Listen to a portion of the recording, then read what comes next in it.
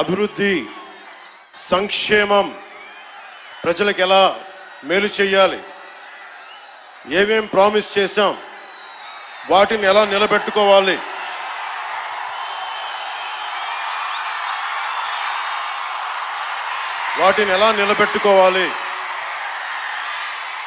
ఆర్థిక వ్యవస్థ దెబ్బతింది,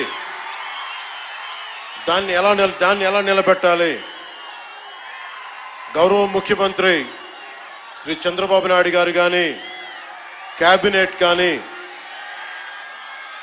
ఎన్డీఏ ఎమ్మెల్యేలు కానీ, జనసేన కానీ అందరం ఒకటే ఆలోచిస్తూ ఉన్నాం.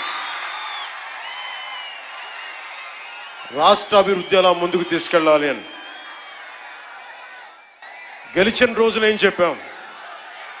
164 సభ్యులు ఎమ్మెల్యేలుగా గెలిచి 21 మంది ఎంపీలుగా గెలిచి ఆంధ్రప్రదేశ్ బలం, ఆంధ్రప్రదేశ్ విజయం, కేంద్ర ప్రభుత్వానికి వెన్నుదన్నుగా నిలబడింది. గెలవగానే నేను చెప్పింది కూడా ఒకటే,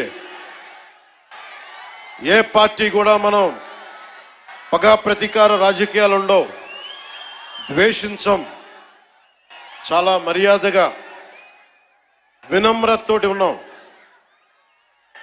దశాబ్దం పైన నన్ను వ్యక్తిగతంగా తిట్టారు, కించపరిచారు, అవమానం చేశారు. చాలా అవమానాలు పొందాం, పరాభావాలు చెందాం. ఏ రోజు పల్లెత్తు మాటల్లా స్థాయి పెరిగిపోయి ఏ 7 కొండల వాడైతే, ఏ కలియుగ దైవం ఆయనకి కూడా అపచారం జరిగితే మెత్తగా ఎందుకు ఊరుకుంటాం? మాట్లాడకుండా ఎందుకుంటాం? ప్రతి ఎలక్షన్ ప్రతిదీ రాజకీయ కోణంలోనే చూస్తామా? అన్ని రాజకీయాలేనా? అన్ని ఓట్ల కోసమేనా?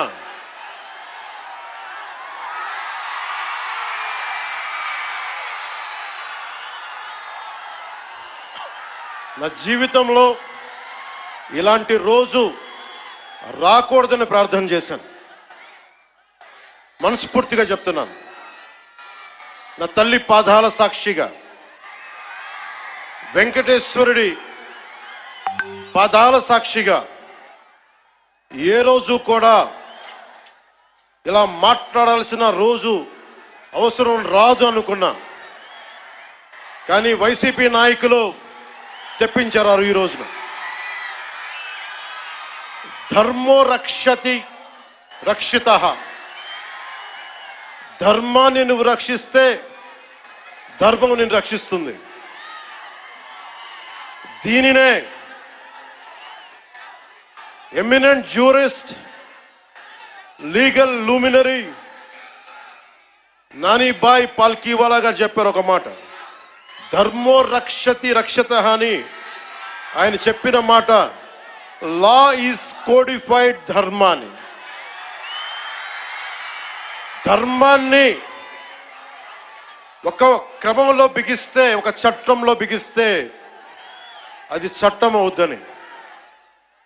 ఈ రోజున నాకు అన్యాయం జరిగింది, నేను బయటికి రాలా. అన్ని ధర్మాలకి గౌరవం ఇచ్చే సనాతన ధర్మానికి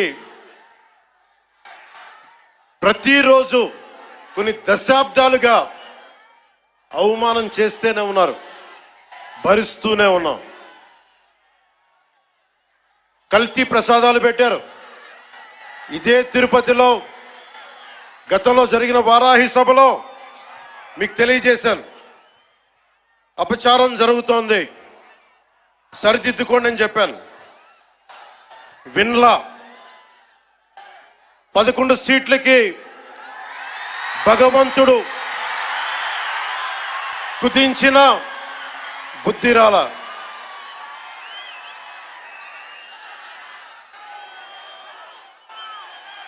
కొంత నేను ఈ స్పీచ్ కొంత ఇంగ్లీష్లో కూడా మాట్లాడాల్సి వస్తుంది. కశ్మీర్ నుంచి కన్యాకుమారి వరకు అర్థం అవ్వాలంటే కొంత ఇంగ్లీష్లో తప్పదు, అక్కడక్కడ కొంచెం సహకరించండి.